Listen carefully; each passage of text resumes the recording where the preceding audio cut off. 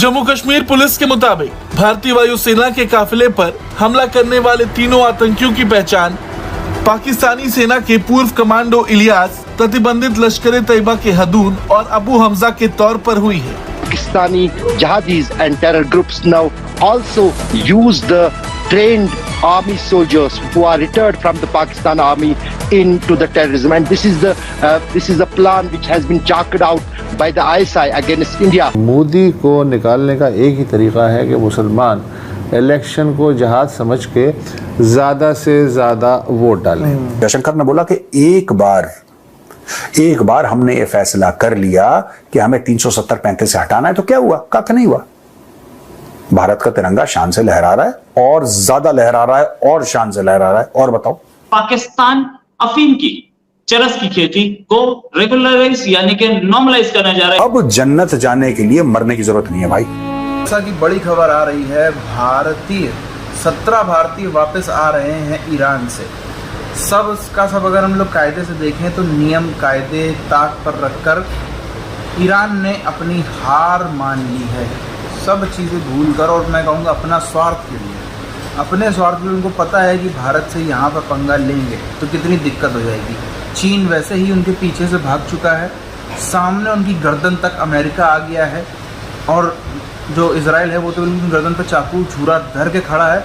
अगर ऐसे में ये भारत से दोस्ती बिगाड़ेंगे तो वो अच्छे से जानते हैं कहीं के भी नहीं रहेंगे इसके लिए। और पाकिस्तान की क्या इच्छा है? पाकिस्तान की बड़ी दिली इच्छा है कि जितने देश हैं सब भारत से दुश्मनी ले लें, और ख़ास तौर पर इस्लामिक देश सिर्फ इस बात पे कि आए है पाकिस्तान को हम समर्थन करेंगे, भारत से हम दुश्मनी लेंगे। सिर्फ क्यों? क्योंकि पाकिस्तान चाहता है। हालांकि पाकिस्तान के जो मुंगेरी लाल के सपने वो कभी पूरे होते नजर नहीं आ रहे। मयार नहीं बना सकते, इकोनॉमिकली इतना स्ट्रॉन्ग नहीं हो सकते। हमारी बात की तो कोई वक्त ही नहीं है ना। और अपने आप बात करें उस बात भी कायम रहे। Exactly. अपने आप को कह देना कि हम इस्लाम का किला या ये करते हैं वो करते हैं, उससे कोई फर्क नहीं पड़ने वाला। जब तक हम लोग देखें ना 5th जनरेशन में हम एंटर हो चुके हैं। इस वक्त में पावरफुल इंसान वही है जिसके पास सबसे अच्छी इकोनॉमी है, जिसके पास टेक्नोलॉजी सबसे अच्छी है, ठीक है, जिसके पास यहाँ पे जो गरीब लोग है ना, वो जो हमारे पास एक सतह है ना, वो सतह गुर्बत से ऊपर आ चुका हुआ है। जिसने चाइना की मिसाल ले लें, जब यहाँ पर रहती ऐसे लोग हैं, जब हुकूमत ही यहाँ पे स्टेबल नहीं है, पॉलिटिकल खुद ही हम आपस में स्टेबल नहीं है, हमारे अवामी सतह पर इतने आपस में है, देख लें कोई पटवारी कह रहा है, कोई यूथिया कह रहा है। इतना भी नहीं, पाकिस्तान इतना भी गया गुजरा नहीं है, हमारे पास भी आर्म्ड फोर्सेस है, ठीक है, और इतने सालों से हम लोग ये हमारा तब नहीं कुछ कर सकते जब 47 में आजाद हुए थे, तब पाकिस्तान के पास कुछ भी नहीं था। 65-71 वो बहुत पीछे रह गई है। 71 में जो वाकया हुआ हो गए हैं, वो सारी चीजें हो गई हैं, लेकिन उसमें आपस में क्लैशेस थे ना। लेकिन पाकिस्तान की आर्मी जो है वो इस हद तक कंट्रोल है, उस वक्त हद तक मजबूत है। सर मैं कहता हूँ बेहतर हो सकते हैं। मेरी तरफ से मौलाना फजलुर रहमान आ जाए प्राइम मिनिस्टर, लेकिन 5 साल पूरे करके जाए अपने। मुझे डेमोक्रेसी के अलावा किसी चीज से कोई बात नहीं है, ठीक है। मैं मुशर्रफ किसको भी, चले मैं नाम नहीं लेता इधर, कोई भी बंदा जितना मर्जी है छाप उसको करना, जितना मर्जी कर लें। डिक्टेटरशिप तो किसी भी हद तक मुझे हमें पसंद ही नहीं है ना। मैं कहता हूँ मौलाना फजलुर, मैं कहता हूँ बिलावल लग जाके यार 5 साल पूरे, कोई भी आ जाए। डेमोक्रेसी जो है ना वो रियासत की माँ होती है, और पालती भी से वही है। आप क्या कहना चाहेंगे? बेहतरी की उम्मीद नजर आ रही है? There is always some hope. अगर आप उम्मीद ही छोड़ देंगे तो फिर तो कुछ बाकी नहीं ना रह जाता। ठीक हो गया। जब उम्मीद का दामन आप हाथ से छोड़ देंगे तो बिल्कुल खत्म हो जाओगे आप। गधे और कुत्ते चीन को बेच चुका है, गधे और कुत्ते चीन को बेच चुका है, ये सोच के कि फॉरेन एक्सचेंज रिजर्व, जो इमरान खान प्रधानमंत्री बना था उसने प्रधानमंत्री निवास में भैंसें थी वो बेच दी थी, बोला था कि फॉरेन एक्सचेंज रिजर्व इससे निकलेगा, डॉलर कमाएंगे भैंसें बेच के। अब इन्होंने लेटेस्ट स्कीम इनकी आई है कि boss marijuana grass, roll it baby and smoke it. ये पाकिस्तानी, बट पाकिस्तानी एक्सपोर्ट नहीं कर पाएंगे क्योंकि डोमेस्टिक कंजम्पशन इस चीज का पाकिस्तान में इतना ज्यादा है यार। मुझे लगता है कि पाकिस्तान इतना पैदा नहीं कर पाएगा कि एक्सपोर्ट करे। एक कश लगाया, इसके पास 20 फुट की तलवार भी आ जाएगी, इसके पास 100 बंदों की ताकत भी आ जाएगी। पाकिस्तानियों के पास एक कश लगाया और भाई साहब वो दिल्ली के अंदर घुसे। मैं बता रहा हूं, लाहौर में बैठे बैठे कश लगा रहा है पाकिस्तानी। अटैक कर दो इंडिया को, अटैक, हिंदुओं को मारो, गजवाए हिंद। फूका, घोड़े पे चढ़े, पहुंच गए, ठीक है। वहां पे कहां पहुंच गए? सीधा का सीधा कनॉट प्लेस। अब कनॉट प्लेस के सर्कल में लाल बत्ती से इन्होंने राउंड लिया। लोग पैदा हुए हैं बदनसीबी से 14 अगस्त 47 को। अब इसके अंदर बोला है कि सब खाएंगे भाई। अब जब चरस बटेगी तो सबकी जेब में फिर आएगा खजूर, साबिक चेयरमैन पीटीआई के लिए माफी की पेशकश मौजूद है, ये कहना है जी ख्वाजा आसिफ साहब का। जी हाँ, ख्वाजा आसिफ साहब का कहना ये है कि इमरान खान साहब के लिए माफी की गुंजाइश मौजूद है। और ख्वाजा आसिफ साहब जी वही है जो कुछ दिन पहले हमने इनकी भी एक वीडियो देखी थी जो बड़ी वायरल हुई थी और उसमें उन्होंने यही बात कर रहे थे, वो असेंबली में खड़े होकर बोल रहे थे कि जी कोई जंग जीती नहीं है और उसके बाद हर बार जंग खुद ही शुरू की और न जाने क्या क्या ख्वाजा आसिफ साहब ने कहा था। और अब ख्वाजा आसिफ साहब कुछ और ही जबान बोल रहे हैं और उसका रीजन भी आप लोग यकीनन समझ ही सकते होंगे। इन सबको जो है सजा होनी चाहिए, बड़ी सख्त सजाएं होनी चाहिए।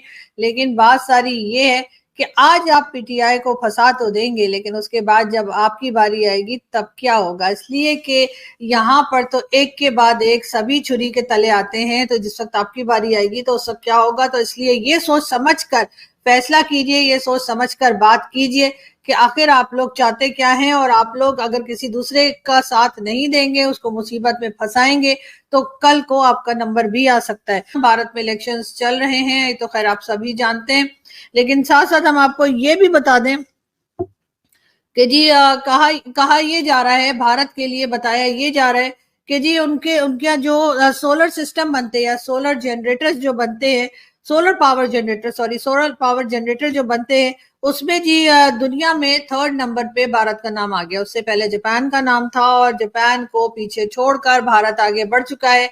और सोलर पावर सिस्टम जो है उसमें वर्ल्ड में 3rd नंबर पे भारत आ चुका है। खैर इकोनॉमी में भी वो बहुत आगे जा रहे हैं। लोगों ने पूरे विलेजेस जो है वो लिए हुए, अडॉप्ट किए हुए और वहां पे सोलर सिस्टम लगवाया है। भारत में सोलर सिस्टम बहुत ज्यादा एक तरह से इस्तेमाल किया जा रहा है और करना भी चाहिए। आहिस्ता आहिस्ता करके हम देख रहे हैं कि वहां पे तो छोटे छोटे जो शॉप्स होती हैं, यानी जो रोड साइड शॉप्स होती हैं, वहां पर भी डिजिटल तरीके से ही पेमेंट्स की जा रही हैं। और यही वजह है कि भारत जो है वो हम उसको आगे बढ़ता हुआ देख रहे हैं। और सोलर सिस्टम जो है वो भी बहुत जरूरत है, पाकिस्तान की भी है और सभी जगह की। लेकिन पाकिस्तान में तो खैर अब ये कहा गया है कि जी सोलर सिस्टम के ऊपर भी ड्यूटी लगेगी। पाकिस्तान में उसके ऊपर भी टैक्स लगाने का फैसला किया गया है और कहा यही गया है कि वो टैक्स जो है ठीक ठाक किस्म का होगा। साथ साथ फ्यूल प्राइस भी जो है वो कभी कहते हैं बढ़ा देंगे, कभी कहते हैं कम कर देंगे, लेकिन एक बार फिर फ्यूल प्राइस और इलेक्ट्रिसिटी बिल भी बढ़ते हुए दिखाई दे रहे हैं। और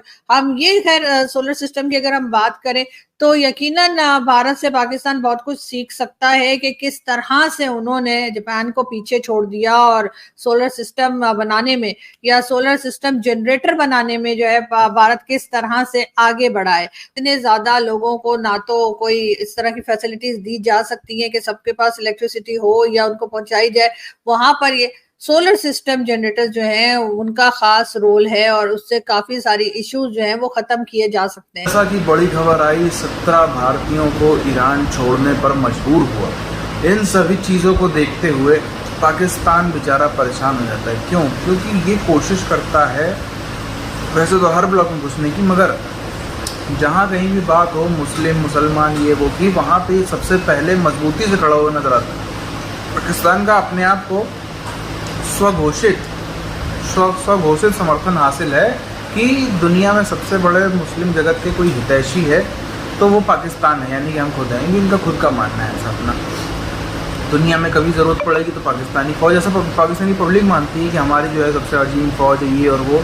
हालांकि इन्होंने सबसे ज़्यादा जो दलाली या फिर सबसे ज़्यादा जो पीठ में छुरा भोगने का काम किया वो भी इसी कम्युनिटी के खिलाफ किया, मगर उस पर कभी दोबारा बात करेंगे। अभी बात करें जब बात होती है मुस्लिम देशों की, तो ये चाहते हैं, इन्होंने खुद से ही मान लिया है कि दुनिया के सारे मुसलमान देश जो हैं वो पाकिस्तान के लिए भारत से दुश्मनी मोड़ लेंगे। इनका खुद का कहना है, इनकी कहना क्या मैं कहूँ, इनकी बड़ी दिली इच्छा है। ये चाहते हैं कि जितने देश हैं, जितने इस्लामिक कंट्रीज़ हैं, वो सब भारत से जंग ले लें, वो सब जो है वो भारत से युद्ध पे उतर आए, वो भारत के ऊपर जो है वो सब कुछ कर दें और पाकिस्तान का खुलेआम कहें कि नहीं पाकिस्तान ही हमारा भाई है, पाकिस्तान के लिए हम जान दे देंगे, पाकिस्तान को जब ज़रूरत पड़े तब वो 5 बिलियन 10 बिलियन 20 बिलियन कर्जा दे दें बिना कुछ पूछे, बिना ये सोचे कि वापस पैसा मिलेगा कि नहीं मिलेगा।